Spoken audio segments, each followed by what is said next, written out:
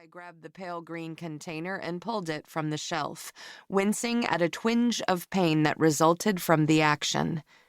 Mike had hidden my pain medicine, though he'd acted innocent when I asked about it, his face adopting that blank, wide-eyed look I hated. He'd followed up the denial with a suggestion to use the high-dose ibuprofen, which I was supposed to switch to a week ago, but which barely cut the edge off the pain. I wedged the green detergent jug between a bag of chips and a pack of toilet paper, then parked my cart to the side of the aisle and picked up my phone. There were already a dozen responses to my tweet, and my mood lifted as I scrolled through the replies and liked the more entertaining ones. Christopher, 23, single mom, choked to death on a Chippendale's sparkly thong, LOL.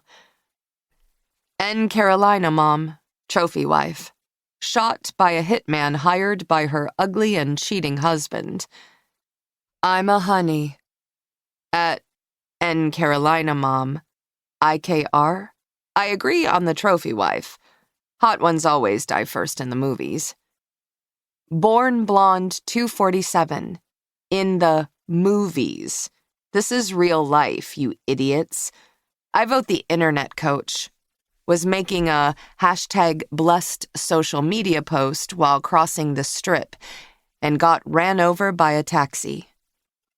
I returned my phone to my purse, a smile crossing my face.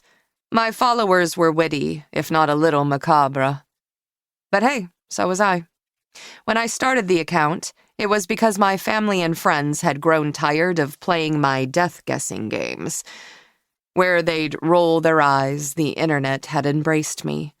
My Twitter account was up to 10,000 followers and steadily growing. I'd wait another hour, then add a series of hints. If no one had solved the mystery by the end of the day, I'd unveil the truth, paired with their obituary. I wasn't sure how often the obituaries were clicked on, but as an obit writer myself, I felt like the inclusion added a certain punch of class to the game and acted as a dignified nod to my profession. I had a set of guidelines designed to protect the game. I always changed enough facts so an internet search wouldn't spoil the fun, pre-reveal. And I rarely used my own obituaries to keep any followers from figuring out who, at the mystery of death, really was. Sometimes, though, I just couldn't help myself. I had a stack of obits in my drawer that were flagged for future tweets, ones that deserved more eyes than just the Los Angeles Times readers. I had a sneaking suspicion that most of our subscribers only used that section of the paper to line their kitty litter trays. Oh my gosh, Lillian! The familiar high-pitched trill sounded shocked, as if running into someone you knew in the grocery store were unheard of, and I hid a sigh as I turned to face my husband's secretary. Heather was dressed in a red pantsuit that clung to her thin thighs, the jacket buttoned just under her lace-cupped cleavage. She held a green shopping basket in one hand and beamed at me with undisguised delight. I'm so glad I ran into you. I was just asking Mike about you yesterday. How's your shoulder? It's fine. I rubbed the joint out of habit.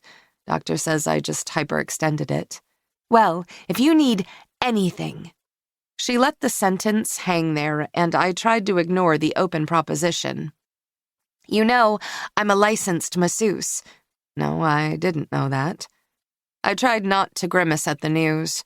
If my husband's model-worthy employee hadn't been tempting enough, let's add in a set of talented, pleasure-inducing fingers.